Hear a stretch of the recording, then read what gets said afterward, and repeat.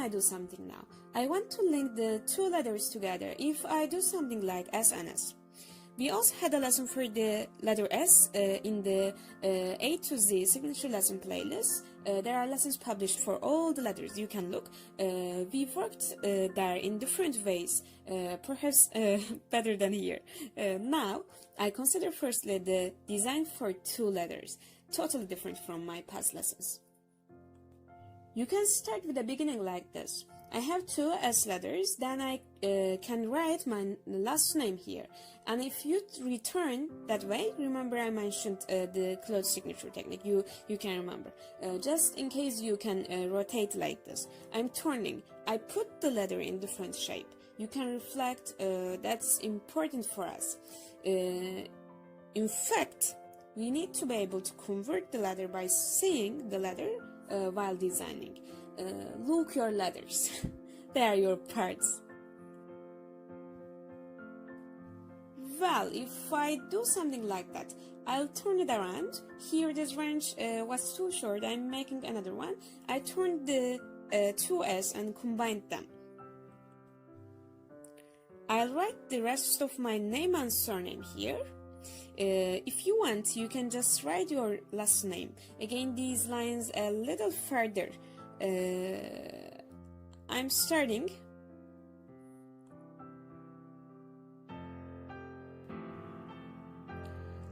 In the middle. It's very important. If you start from the beginning, if you start from the end, they become independent of each other. Because in the middle is really important for us now.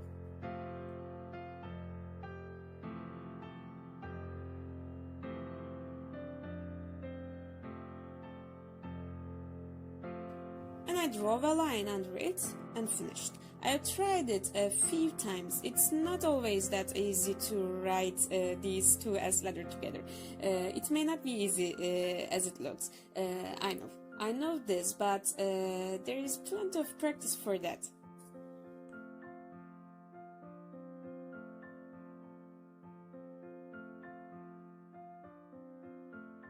You can write like that again. Now, the inner letters are up to you, your inner letters related to your handwriting.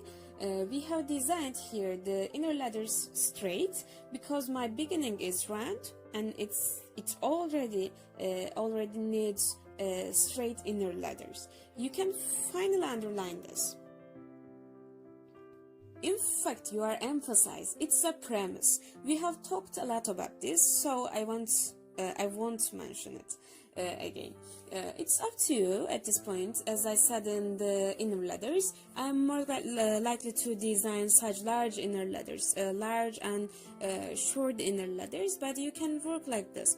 It's up to you. You can make Z without tail or with tail. You have to decide for yourself. How are my inner letters? Are my letters sharp? Am I working narrow or am I working wide? You should pay attention to all of these in order to achieve balance in your signature design. I underline that in the end because I emphasize.